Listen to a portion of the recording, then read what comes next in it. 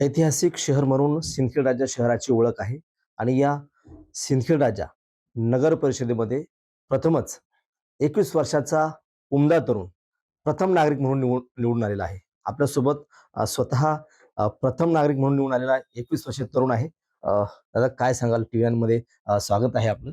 नमस्कार. अ, प्रथमच गेल्या अनेक वर्षापासून 21 वर्षीय तरुण हा प्रथमच या ठिकाणी निवडून आलाय. काय पहिली प्रतिक्रिया असणार आहे?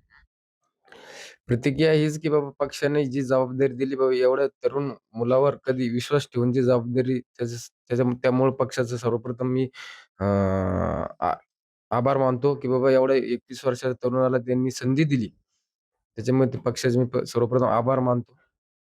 बरं राजकारणात येण्याचं काय नेमकं काय प्रयोजन होतं? कशामुळे आला तिकडे? राजकारणात यायचं कारण, की बाबा आमचा जो उमेदवार होता पक्षाचा, तो ऐनवेळी पळवून लावल्यामुळं याच्यामध्ये आम्हाला उतरावं लागलं आणि तसा मित्रांचा व युवा पिढीचा कौल होता, की बाबा राहा म्हणून मग त्यामुळे यावं लागलं याच्यात. बरं जी आता नगराध्यक्ष पदाची निवडणूक झाली. आपण तरुण होतात, सध्या तरुणच आहेत. मात्र जे समोरचे प्रतिस्पर्धी उमेदवार होते, ते दिग्गज, पैशानं तगडे असतील किंवा अनुभवी असतील. एवढ्या या सगळ्या याच्यामध्ये आपला विजय झाला. कशा पद्धतीनं सगळं राजकारण झालं या निवडणुकीच्या काळात? विरोधकांचं एकच म्हणणं होतं, बाबा 21 वर्षाचा तरुण आहे, याला काय समजेल, याला काय कळेल, काय याला अनुभव नाही, काही नाही, काही नाही. पण त्यांनी इतक्या वर्षापासून एवढा अनुभव असून इतक्या वर्ष या गावाचा काय विकास केला? माझं हे म्हणणं होतं, की त्यांनी बाबा इतक्या वर्ष ते म्हणतात त्याला अनुभव नाही, काही नाही. पण मग त्यांना एवढा अनुभव होता, सगळं होतं, पण त्यांनी या गावाचा विकास का नाही केला? आणि त्यासाठी मग आता मला आता मी उभं राहिलेलो आहे, निवडूनही आलेलो आहे. आता मी माझं विकासाचं धोरण घेऊन गावासाठी काय करणार हे सगळं दाखवून देईन, त्यांना दाखवून देईन. जे आपले पक्षाचे नेते आहेत शरदचंद्रजी पवार साहेब असतील किंवा इतर जे काही ज्येष्ठ नेते आहेत. आपण निवडून आल्यानंतर त्यांना बातमी कळाली असेल. काही त्यांच्यासोबत बोलणं झालं, काही फोन वगैरे काही आला त्यांचा?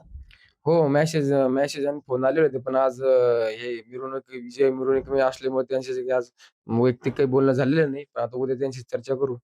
त्यांना भेटायला जाणार आहेत का तुम्ही? हो, हो. जाणार ना. बरं. आता प्रथम नागरिक म्हणून आपण सिंदखेड राजाची धुरा सांभाळणार आहात नगर परिषदेची. शहरामध्ये ठिकठिकाणी खड्डे पडलेत. पाण्याची समस्या मोठ्या प्रमाणात आहे. रस्ते नाहीयेत. नाल्या मध्ये कचरा साचलाय. या सगळ्या गोष्टीकडे जर पाहता, तर तो विकास आहे. आतापर्यंत विकास झाला का? आणि तुमचं काय विजन असणार आहे?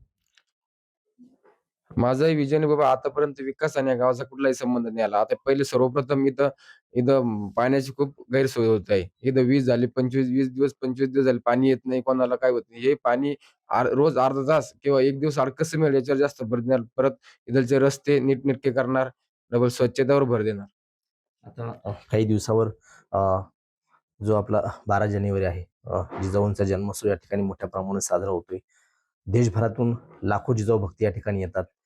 दरवेळी ओरड होती की या ठिकाणी जिजाऊ भक्तांना सुविधा मिळत नाही. आता आपण नगराध्यक्ष पदाची धुरा सांभाळल्यानंतर ह्या सगळ्या गोष्टीकडे कसं पाहणार? हां, 12 जानेवारी म्हणले की तर देशभरातून, महाराष्ट्रातून पूर्ण ठिकाणून लाखो लोकं येतात. आता त्या लोकांचं काय होतं, इथं गैरसोय होते. इथं त्यांना त्यांची राहण्याची व्यवस्था, खाण्याची व्यवस्था, कुठल्याही प्रकारची व्यवस्था होत नाही. त्याच्यावर आपण जास्त भर देणार. त्यांची राहण्यासाठी झालं, त्यांचं खाण्यासाठी झालं. परत त्यांना पर्यटकासाठी इथं नगरपालिकेकडून एखादी बसची व्यवस्था करून दिली, तर त्याच्यावर आपण भर देणार. बरं. तुम्ही उच्च शिक्षित आहात, जवळपास एम-एस-सी केमिस्ट्री झालंय. तरुण आहात.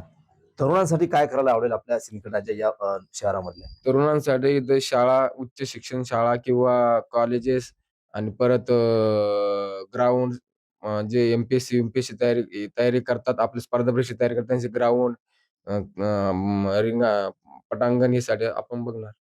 अच्छा. अ, महत्त्वाचा प्रश्न आहे. अ, जे राष्ट्रवादीचे नेते आहेत तुमचे आपले डॉक्टर राजेंद्र शिंगणे साहेब, यांनी सुद्धा मोठ्या प्रमाणामध्ये प्रचार केला असेल. अ, दुसऱ्या राष्ट्रवादीचे या ठिकाणी उमेदवार होते. तुमच्या या संपूर्ण निवडणूक काळामध्ये कोणताही नेता, जो मोठा नेता आहे, तो या ठिकाणी प्रचारासाठी आला नाही. जे तुमचे प्रतिस्पर्धी उमेदवार होते, शिवसेना शिंदे गटाचे असतील, त्यांच्यासाठी या ठिकाणी प्रचार सभा झाली किंवा इतर लोकांच्या लोकांसाठी प्रचार सभा झाली. तुमच्यासाठी झाली. एवढ्या या याच्यामध्ये तुम्ही निवडून आलात. अ, कसं पाहता या सगळ्या गोष्टी? इथं जे समजा आमचे प्रतिस्पर्धी होते ते शिवसेना शिंदे गट त्यांनी माननीय एकनाथराव शिंदे उपमुख्यमंत्री त्यांनी यांची सभा घेतलेली. पण आपण कुठल्याही प्रकारची इथं कोणत्याही मोठ्या नेत्याची सभा नाही घेतली. जे आमचे नेते डॉक्टर राजेंद्र शिंगणे साहेब व खरात साहेब यांची सभा लावून आपण याचा विजय मिळवलेला आहे, एक शेवटचा प्रश्न आहे. नेमका विजय कोणाचा झाला? जनतेचा. नक्कीच. तर हे होते तरुण तरफदार जे 21 वर्षाचे प्रथम नागरिक म्हणून सिंदखेडराजा नगर परिषदेची धुरा ते आता सांभाळणार आहेत. निवडून आलेले आहेत आणि शहराचा विकास करायचा आहे. तरुणाचा विकास या ठिकाणी तरुणांसाठी काहीतरी करायचं आहे, अशा पद्धतीचं त्यांचं व्हिजन आहे. कॅमेरामन निलेश देशमुखसह गणेश सोळंकी, TV9 मराठी, सिंदखेडराजा, बुलढाणा.